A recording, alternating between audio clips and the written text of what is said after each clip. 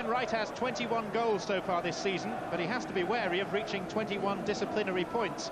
He's just found out that his sending off at Nottingham Forest last week will stand. If he's booked today, he could face a 5-match ban. He needs to be on his best behaviour. Wright is one of 6 England internationals in the Arsenal team. 3 more, Seaman, Dixon and Platt, are injured. Patrick Vieira returns after suspension. Another Frenchman, Remy Gard, keeps his place. Aston Villa have been parsimonious in defence, only 17 goals conceded, thanks to the efforts of Ugo Ehiogu and colleagues. He's played in every match. A 5-game winning streak ended against Chelsea on Boxing Day, but Villa are still unchanged. Savo Milosevic scored both their goals when the teams drew at Villa Park in September.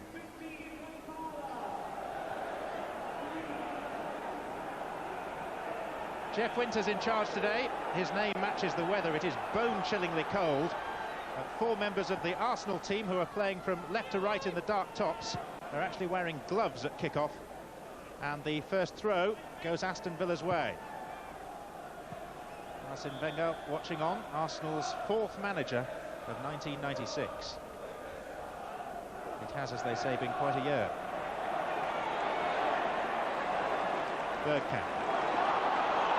Now Parler. Still having to adjust to this role as a right wing-back. He's played as a right winger before. Vieira, this is better from Arsenal. Parler, now more central. Right, Winterberg. Just crisp. Not like the day itself. Merson. Guard. Bergkamp.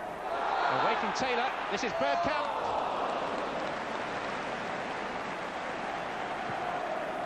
He never quite got the elevation to extend Bosnich fully.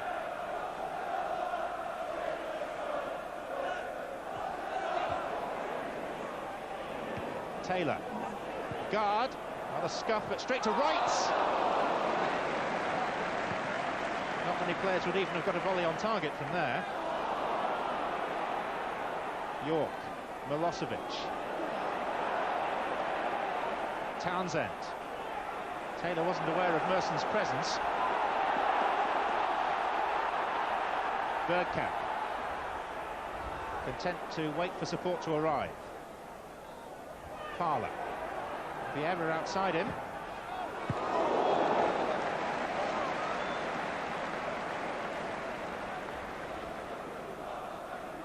Not a regular goal scorer, Ray Parler. 6 goals in round about as many seasons. But that was struck firmly enough. Brian Little is looking for his team to recover from that Boxing Day home defeat by Chelsea. Milosevic. Bergkamp. And Wright's on his way. He's onside. Ian Wright. Yes!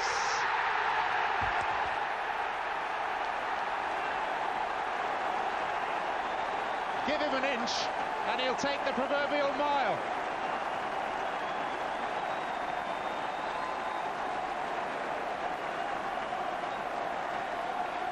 Ian Wright makes it 22 goals for the season.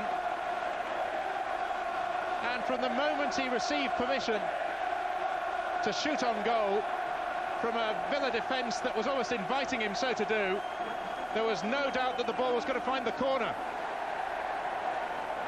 Bosnich got a fingertip to it, but that was nowhere near enough.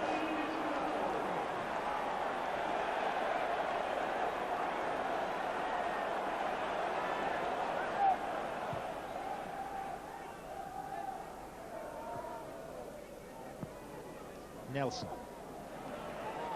Winterberg got a foot in. This is Bergkamp. Still Bergkamp. Now Ian Wright. Bosnich out. Right round him. Wonderful goal line clearance by Schumacher.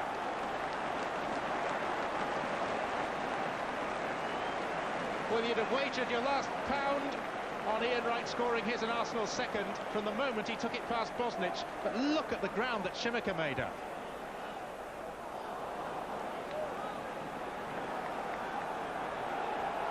And a handshake from potential goal scorer to goal saver. Merson with the corner. It was Schumacher again denying Wright with that header. Bergkamp.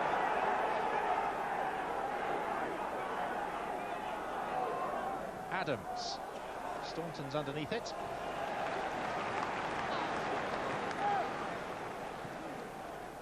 10 minutes to half-time.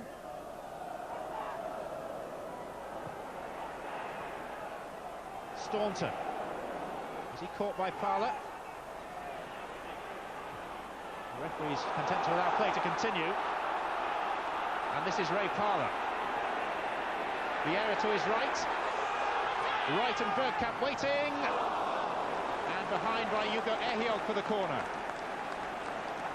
Where was the cover, he says. Bold as ever, adjacent to the near post. Winterburn with the kick. Nelson's header. Draper. Put his side under more pressure. Shimika. Vieira.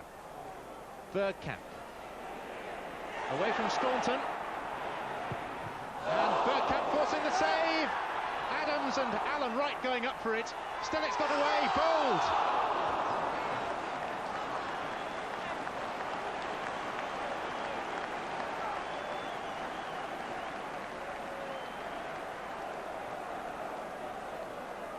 So many chances in such a short space of time.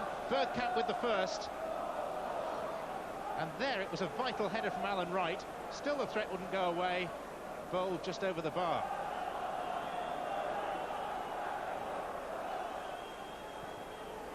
Milosevic. Beaten by Keogh. Bergkamp. Staunton. York. For once Vieira missed out. This is Dwight York still. Taylor in the box. And has Taylor squeezed it in? No, off the line by Bold. Nelson. How did Villa not score there? And Lukic getting in quite a tangle. But it was Steve Bold who saved Arsenal's bacon. Because when the cross came in from Dwight York, it looked to be Lukic's ball, but then he spilled it. It was bouncing agonisingly towards the line until Bold intervened. That's as close as Villa have come to an equaliser. Townsend. Draper. York. Away from Winterburn. Three waiting. Here's Nelson. Tackled by Vieira. Merson. And Wright's in pursuit. Staunton with him. Still it's Wright. Well, Staunton's face would have been as red as Ian Wright's shirt had the Arsenal striker managed to put that the other side of the post. Because the onus was on Staunton to clear. Maybe Wright was using his right arm on Staunton's shoulder. Even so, it wasn't the best bit of defending.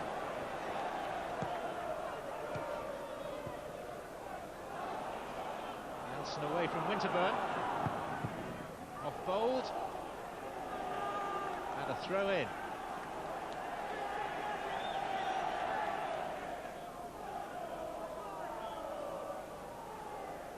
Nelson. Back from Milosevic. And there's Milosevic! And Arsenal were caught asleep.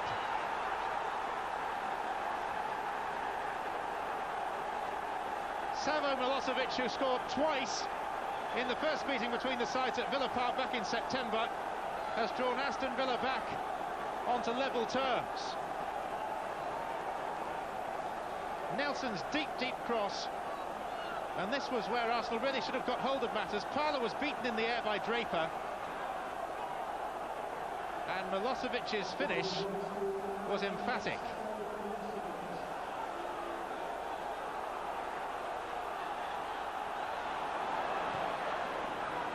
Bold.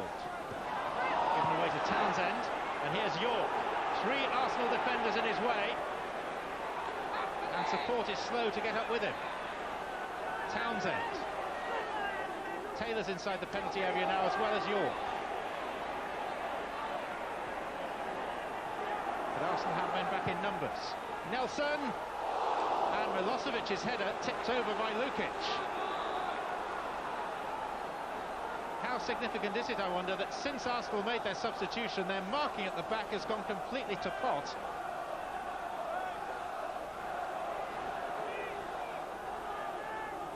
Townsend with the corner. Oh, Shimika was up there and buoyed by that goal. Aston Villa are now putting Arsenal under fairly heavy pressure. Shimika on by Milosevic. Ehiog was waiting. Brave header by Townsend. Now Arsenal could break. Morrow. Merson screaming for it 10 yards to his right. And here is Merson. Away from Staunton. Merson! Wonderful goal!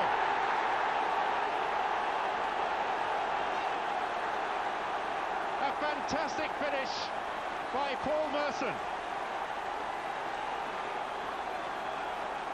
for whom the calendar year 1996 has been a year of transition that may well end in triumph.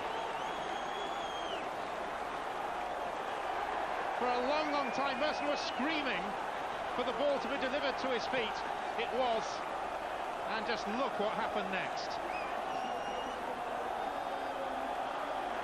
Arsenal are back in front with a goal of the highest order.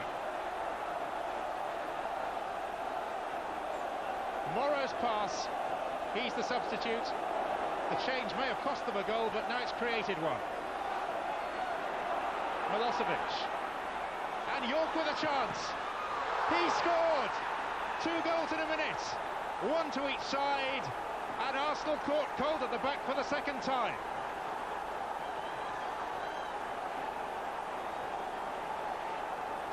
Not the sort of defending you expect from a side seriously chasing the championship. Keown left floundering. Lukic's got a hand to it, but that wasn't enough. Dwight York's 12th goal of the season. 2-2.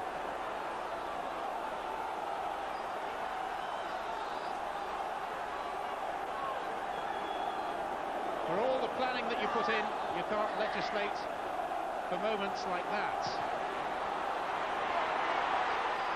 Appeals for the use of the hand, not given. This is Bergkamp. Round Staunton. Oh!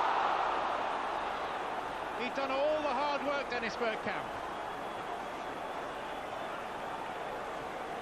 And he knows that having got right through almost the entire Villa defence, he should then have beaten the last man, who was Bosnich.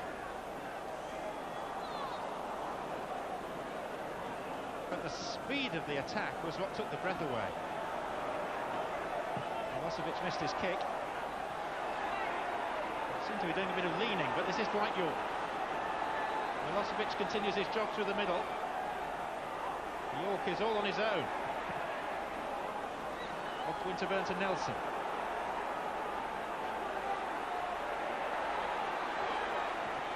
York stumbled. Away by Morrow. Merson. Now Draper. Milosevic. The chances are still coming.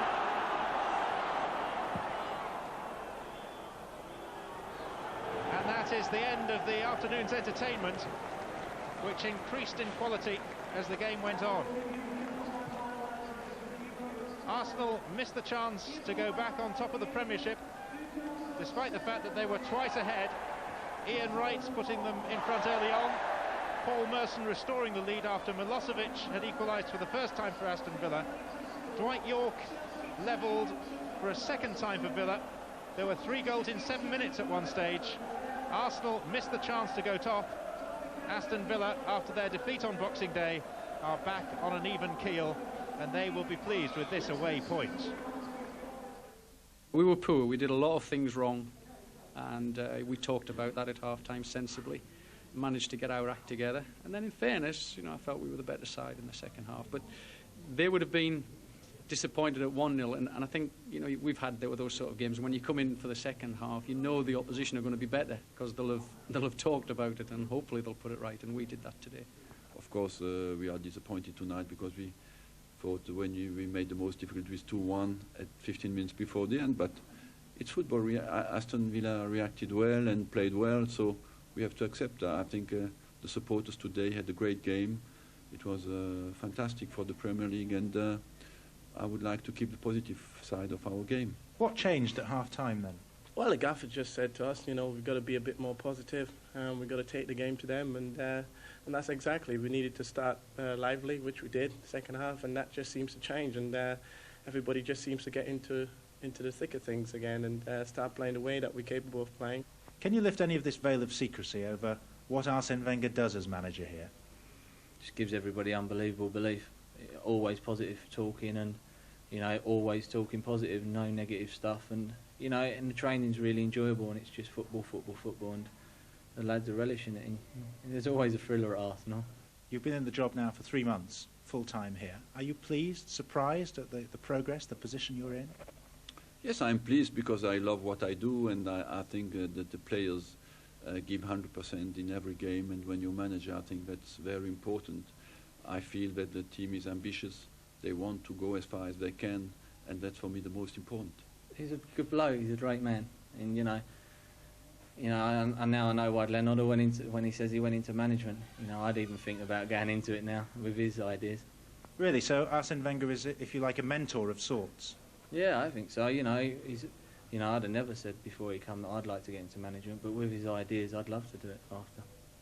Well, Arsenal are getting rightly applauded for their more attractive and entertaining soccer, but they're paying a price, aren't they, I suppose, because at one time you feel they would have locked that game up, absolutely. Yeah, they had a couple of lapses in that second half. I've got to probably give a bit of credit to Villa. I think the Cavalier style that we've mentioned, a key player is Patrick Vieira. I think he's made such a difference. I mean, he's been out suspension for a couple of matches, come back in today. He makes great tackles, but he's got a wonderful engine as well, overlapping runs, surging forwards with those long legs, and you know, I think he's an important factor.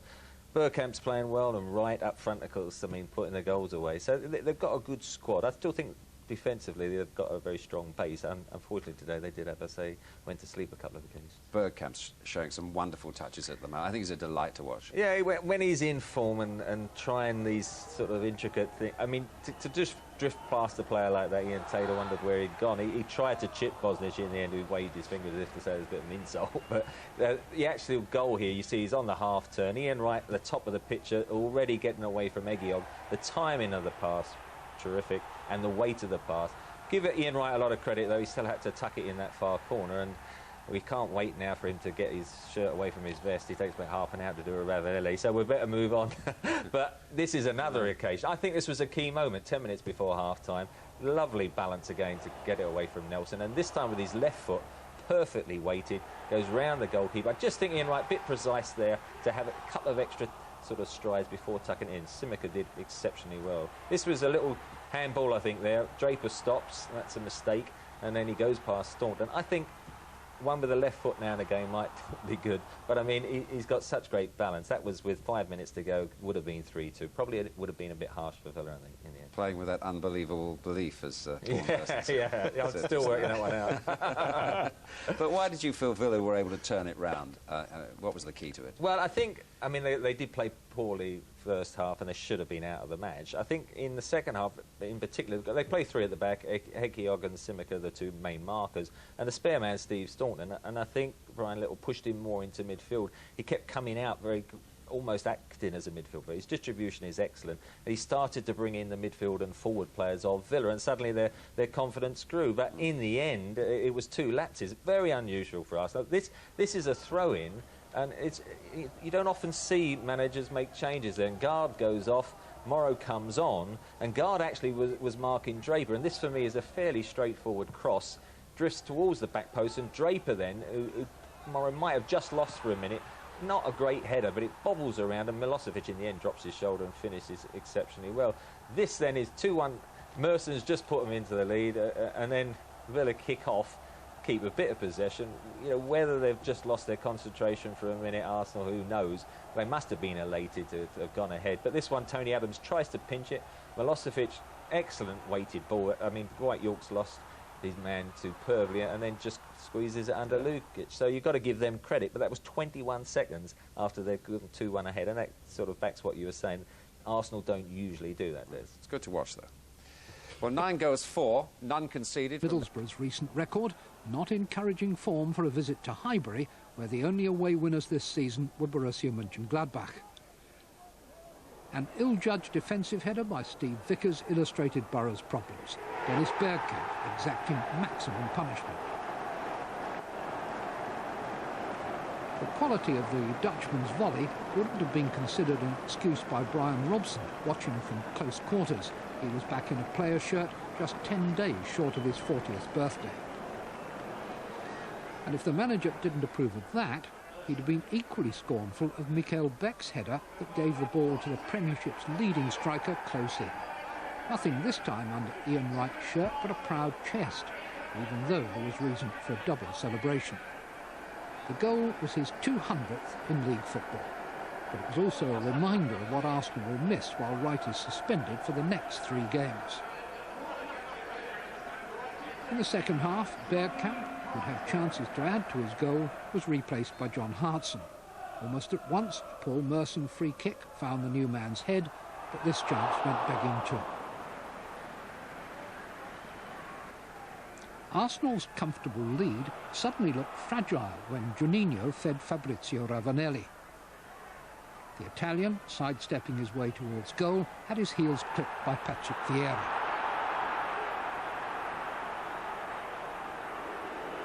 Ravanelli himself took the penalty. Impressive power, but a couple of inches of misjudgment in placing. The game was Arsenal's, but it ended badly for them. Arsene Wenger has been trying to persuade John Hartson to improve his discipline, but apparently in vain. A yellow card for dissent, a continuing argument with the referee, leading to an 89th minute dismissal. The man earmarked to be Wright's deputy, heading for his own suspension. 200 league goals, not bad. You're getting the hang of it, obviously. Yeah, it's kind of coming to me a bit nowadays. But you like them like that one you got today, don't you? Well, yeah, I like them anyhow. The thing is, you know, I'd rather them tap in. If someone could say you definitely get a tap in every game, I'll take that every time. And what about Bergkamp's goal today? That was a fantastic goal, fantastic technique. He does it all the time in training. You know, it's a fantastic strike. What's he like to play with? He's good. He's very good. He sees things early. You make the move, and you know, before you know, the ball's on its way to you. You know, he's sharp. He sees things so quickly. Yeah. I understand you phone your mum after each game. Is that right? Well, my mum phones me, and she phones you. Yeah, she tells me that. You know, like today, she phoned me on the way in today. She said I should have scored 2, and you know, I should have done this, and I shouldn't have got suspended, and I should have. You know, it's just the yeah. She doesn't realise I've got the phone over here, and then I say, yeah, mum. You know, let her get on with it. I hope you listen when Mr. Wenger talks to you, though. All the time. Yeah. No, good man. Very good man. Good manager. Yeah, he's good for the boys. You know, he gives the boys a lot of. He gives us unbelievable belief. You know, and we've heard that somewhere before. No, he just makes everybody get on with it, and we'll get on with it, and everybody's really confident. You know, and obviously when you're up there in the league, you know, you feel good, and the morale's high, and it's brilliant. Yeah. Now you're not playing for 3 games. Yeah, unfortunately, you know, because what happened, which I thought was a little bit harsh. I thought I might have got a yellow, but... We thought it was harsh, but you put yourself in the position of somebody making the thing about it is I did put myself in a position, and I will not make excuse for that, but I do think that when you see it again, you know, it's not a real malicious thing to do, and I thought a yellow card would have been fine, but, you know, it was a mistake, and I've done it, and I'll take my punishment like I always do, and I hold my hands up as well. Yeah. You know. They're going to miss you, though. I don't know. You know, I think when your confidence is high and, you know, you're playing well and you're up there, you tend to get on a roll, and I think it's like people said we'd miss Dave Seaman. You will miss a keeper of that quality, but we still carried on, and I think that's what the boys will do now. Okay.